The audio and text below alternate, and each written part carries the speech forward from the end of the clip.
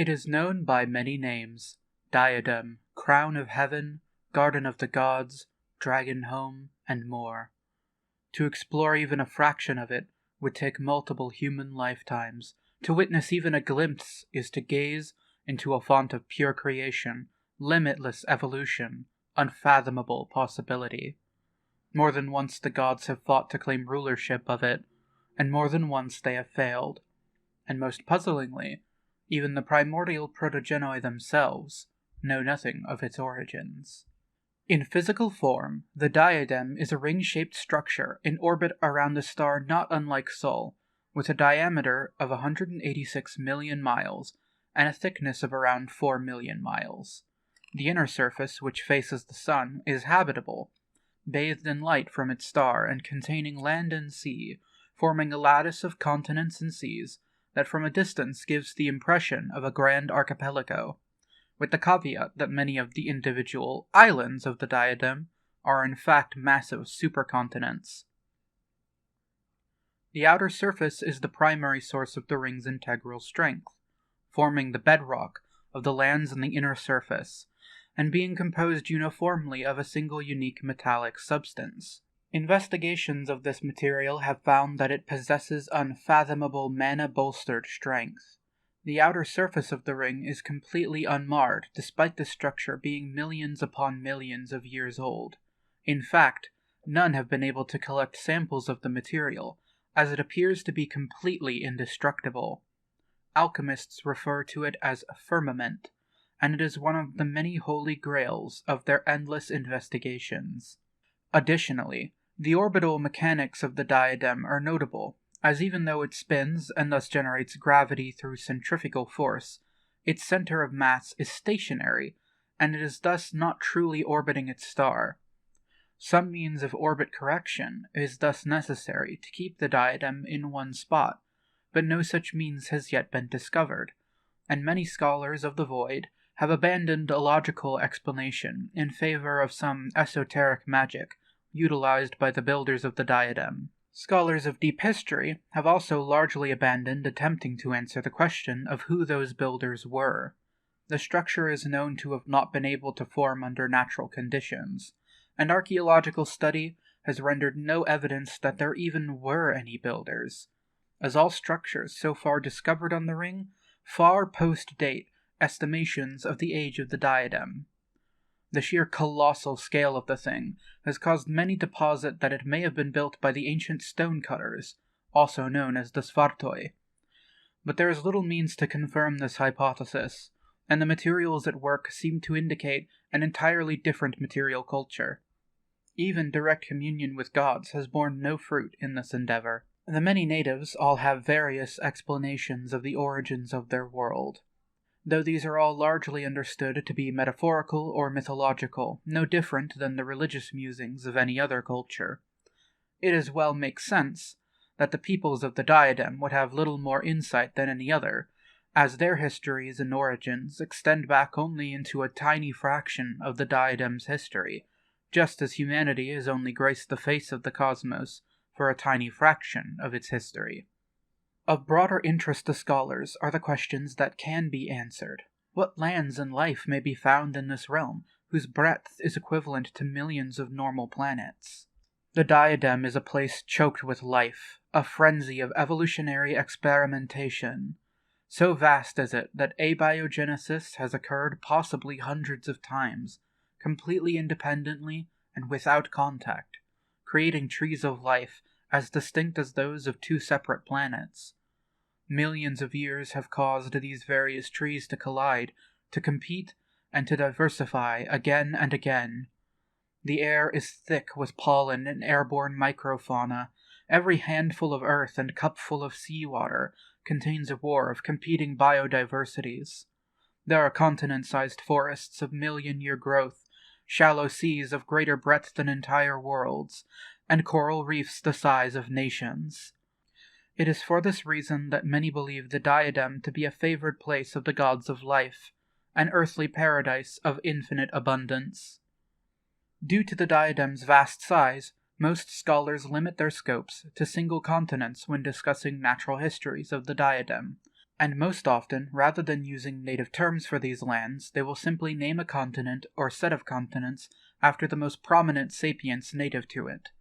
This is the case with the lands of Draconia, Insectia, and Centauria. Draconia, a supercontinent roughly equal in size to Pangaea of Earth, is the homeland of dragons, and the subject of numerous histories, not only for its native inhabitants, but for being the staging ground of the War for Life, some 11,000 years prior to the modern day. It is said that the dragon general flew before that army of billions and gave only one command. They are coming. Kill them all. This event is known for having caused a number of diasporic groups of sapients, both groups who would settle within the Diadem, and peoples native to the ring world who would leave and settle in the other places of the cosmos. A handful of these groups would even settle into the peripheries of dragon territories. Some became the Drake-blooded, humans who worshipped dragons and sought to take on their forms in a ritual where they drank dragon blood and were thus transformed into reptilian hybrids, or a culture native to the Chile archipelago near to Draconia, who have domesticated a number of drakes, the smaller relatives of dragons. Dragons and drakes form a single fork in a large tree of species known as hexapods, which have proliferated far and wide. Insectia is a pair of mid-sized continents, each roughly equal in size to Eurasia. As the name implies, it is dominated by insectoid life forms, or at least, organisms which appear insectoid to the untrained eye. The bones of creatures from this continent do not all connect in the same way that the skeleton of a terrestrial life form might, as the metaphorical fish, which crawled onto this terra nullis, was a creature with an endoskeleton not unlike that of terrestrial arthropods, though rather than growing through cycles of complete molts, the carapaces of these organisms have growth plates which allow for growth more akin to living bone, with only partial molts of tissue. It is thus that the quote insects of Insectia are able to grow to fantastical size. Without notable competition from other land-dwelling clades, these pseudo-arthropods exploded into great diversity. Nearly all life here takes the form of these false insects. Fields of grass are actually the antennae of tiny creatures buried in the soil who remain as long as conditions favor them. There are hill-sized mounds built by tiny ant-like creatures. The skies are filled not with birds, but wasp and fly-like creatures. The massive waving yellow shapes which billow across the sky are not clouds, but membranous hives of tiny insects who produce buoyant gases. Occasionally, parasitism by another species will turn one of these clouds into a thunderhead, which, like on other worlds, give rain, with the caveat that each droplet is condensed around a tiny green insect which has been expelled from the hive. Most of the plant-equivalent organisms have symbiotic relationships with defending swarms of insects, who war against invading hordes of aphid-esque sap-drinkers and the lumbering grazers who come to feed. In addition to these wonders of evolution, there are a number of sapients native to this realm, the three most populous being the hymenopteresque, orthopteresque, and the coleopteresque species, each so named for their resemblances to terrestrial clades of insects. Each species has a fair amount of internal diversity of form, not dissimilar to humans, with the exception of the coleopteresque, who are actually a genus of closely related species, rather than a single species. The hymenopteresque have evolved a reproductive system whereby females may reproduce through parthenogenesis, which results in a male child, whereas fertilization by a male will always produce females.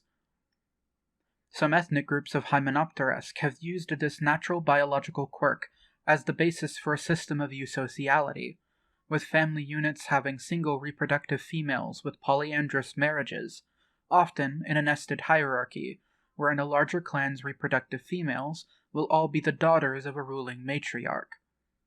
Often these groups are settled agricultural societies, and many of the largest empires in Insectia history, such as the Old Apiary and the Myrmidonian Protectorate, were established by groups of hymenopteresque.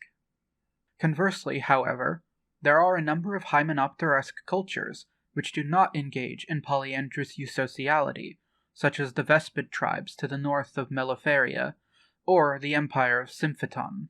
Orthopterous cultures are often characterized by outsiders by dynastic cycles, wherein a large dynasty or empire will form, disaster will strike, often in the form of rebellion, and the divine right to rule will be forfeited until the next great empire rises.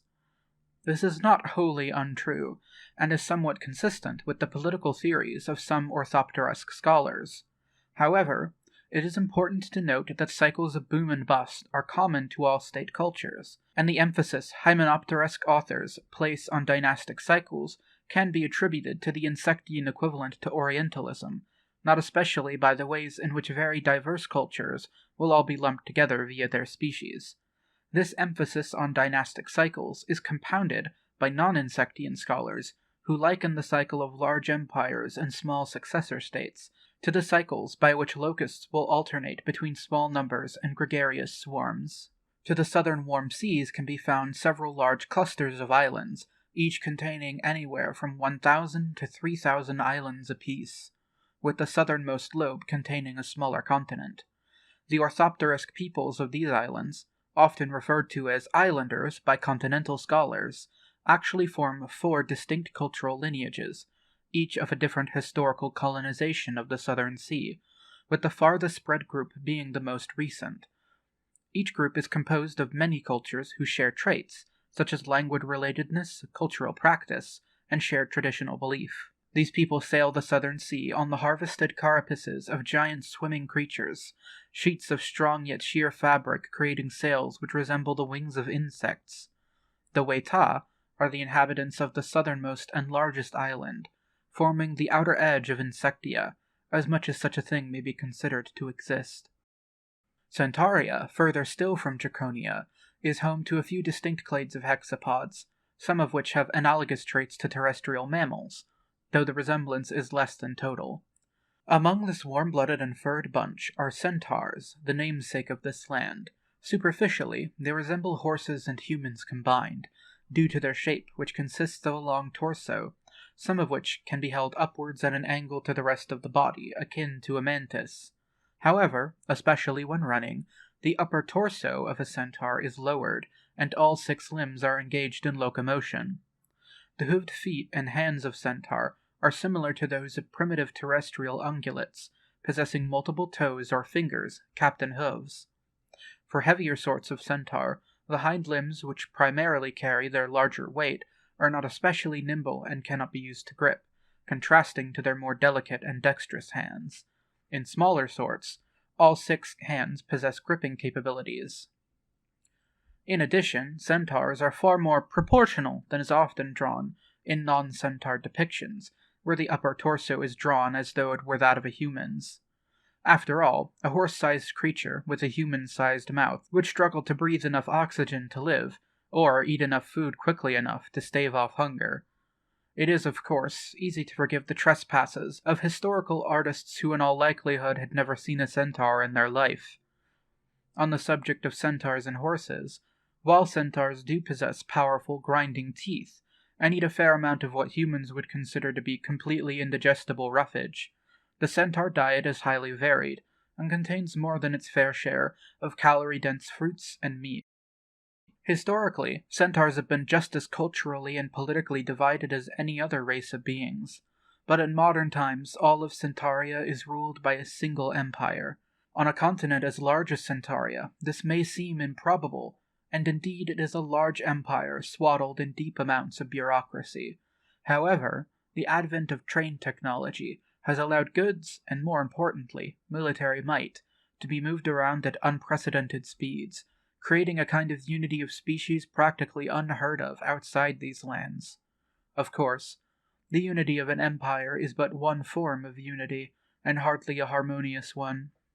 Such a brief summary truly does a disservice to the sheer scale of the Diadem, and there are many uncovered topics, such as the Yukahu, or the mobile and plant-like carnophytes.